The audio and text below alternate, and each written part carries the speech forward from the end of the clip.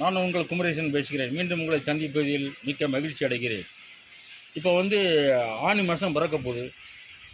ஆனி, ஆடி, ஆவணி 3 மாதங்களும் மிகச்சிறந்த மாதங்கள். ஆன்மீகத்துக்கு சிறந்த மாதங்கள்.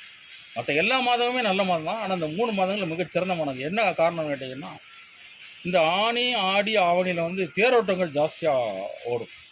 தேர்கள் சாமி தேரில் உட்காந்து அலங்காரம் பண்ணி தேர் நல்லா நிறைய தேர் ஓட்டங்கள் நடக்கும். இந்த நேரத்தில் ஆணியில் ஆணி திருவிழா சில இடத்துல நடக்கும், ஆடி திருவிழா நடக்கும், ஆடி பூரம்னு ஒன்று இருக்குது. அது ஆடி மாதம் அம்மனுக்கு உகந்த வாரம். அம்மனுக்கு மட்டும் இல்லை, அம்மனுக்கு உகந்த வாரம், பட் எல்லா சாமிக்கும் உகந்த வாரம் தான் அது. ஆவணி மாதம் ஆவணி தேரோட்டம் நிறையா இருக்குது. இப்போ ஒரு சில பேர் என்ன செய்வாங்கன்னா, அந்த குலதெய்வங்களை ஆடி மாதம் கும்பிடுவாங்க. அப்படி குலதெய்வங்களை கும்பிடும்போது அவங்க மேக்சிமம் சனிக்கிழமை அந்த மாதிரி, ஏன்னா குலதெய்வங்களுக்கு ஏற்றது சனிக்கிழமை அப்படிங்கிறது இருக்குது. அதனால் சில குலதெய்வங்களை சனிக்கிழமை கும்பிடுவாங்க.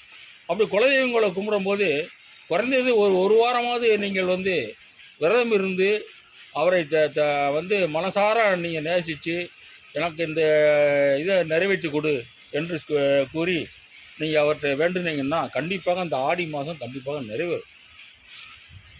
அதுவும் இல்லாமல் நீங்கள் எப்போ கோயிலுக்கு நீங்கள் குலதெய்வங்களுக்கு போனாலும் வெல்லம், நெய் இதெல்லாம் வாங்கி கொண்டு போய் கொடுங்க. இன்னும் ஒவ்வொரு கோயிலுக்கும் ஒவ்வொரு இது வாங்கி கொண்டு கொடுக்கணும். அப்படிங்கிற பிரதோஷத்தில் சில சார்ட்டெல்லாம் இருக்குது.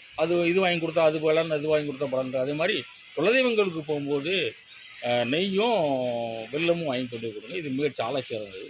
ஆடி மாதம் நீங்கள் குலதெய்வங்களுக்கு சாமி கும்பிடும்போது நீங்கள் உங்களுக்கு என்ன நினச்சி நீங்கள் கொடுக்கலாம், எது வேணாலும் கொடுக்கலாம். நன்கொடையில் என்ன நன்கொடை வேணாலும் நீங்கள் கொடுக்கலாம். பொருள் எதுனாலும் கொடுக்கலாம். பணமாக கொடுக்கலாம், எது வேணாலும் கொடுக்கலாம். நீங்கள் கொடுக்குறத ஆகச்சிறந்த பணிகளில் அதை ஈடுபடுத்தி மக்களை மகிழ்ச்சி அந்த குலதெய்வத்தை நம்ம சந்தோஷப்படுத்தினால்தான் அந்த குலதெய்வம் நம்ம மக்கள் வந்திருக்காங்க, அவங்களுக்கு நம்ம ஆசி வழங்கணும்னு சொல்லி ஆசி வழங்குவார். அதுக்கப்புறம் ஆவணி மாதம், ஆவணியிலே நிறைய திருவிழாக்கள்லாம் இருக்குது. அதனால் இந்த 3 மாதமுமே நீங்கள் ரொம்ப சிறப்பாக நீங்கள் சாமியை நீங்கள் கும்பிடணும். நான் வேண்டி கேட்டுக்கொள்கிறேன்.